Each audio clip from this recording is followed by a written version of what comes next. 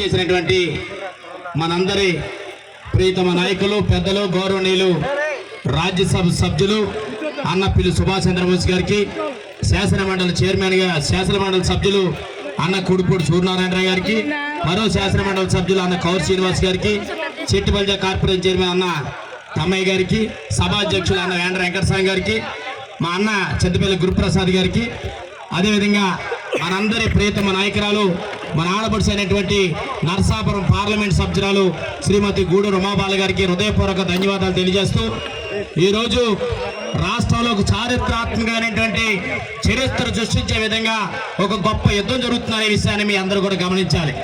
మీరందరూ కూడా ఆలోచన చేయండి.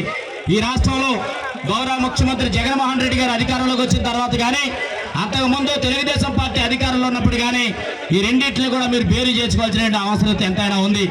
ఈ నర్సాపురం పార్లమెంట్లో కానీ, ఈ నర్సాపురం పార్లమెంటు నియోజకవర్గంలో ఎప్పుడైనా బీసీలకు అవకాశం కల్పించారనే విషయాన్ని కూడా మీరు అందరూ కూడా గమనించాలి.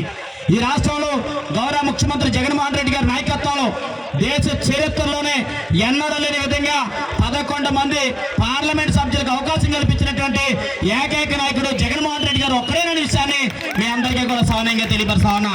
ఈ నర్సాపురం నియోజకవర్గ చరిత్రలో 1950 నుంచి ఇంతవరకు కూడా ఎవరైతే వైశ్యులు కానీ, ఎవరైతే కాపులు కానీ, క్షత్రియులు కానీ పార్లమెంట్కి పోటీ చేసినటువంటి పరిస్థితి. గతంలో అన్న తమ్మయ్య గారు టీఆర్పీ నుంచి పోటీ చేసినప్పటికీ స్వల్ప ఓట్లతో ఓడిపోవడం జరిగింది.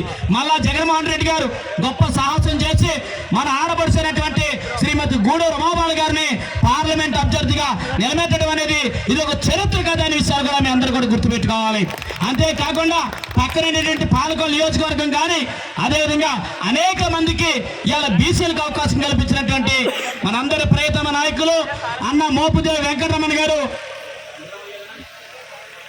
ప్రియతమ నాయకులు నియోజకవర్గ అభివృద్ధి ప్రదాత అన్న గండి శ్రీనివాస్ గారిని వేదిక మీదకి రావాల్సిందిగా సౌనంగా కోరుతాం. ప్రియతమ నాయకులు నియోజకవర్గం కోసం నిరంతరం పనిచేస్తున్నటువంటి వ్యక్తి అన్న గండి శ్రీనివాస్ గారిని వేదిక మీదకి రావాల్సిందిగా కోరుతా ఉన్నాం. స్వాగతం, సుస్వాగతం.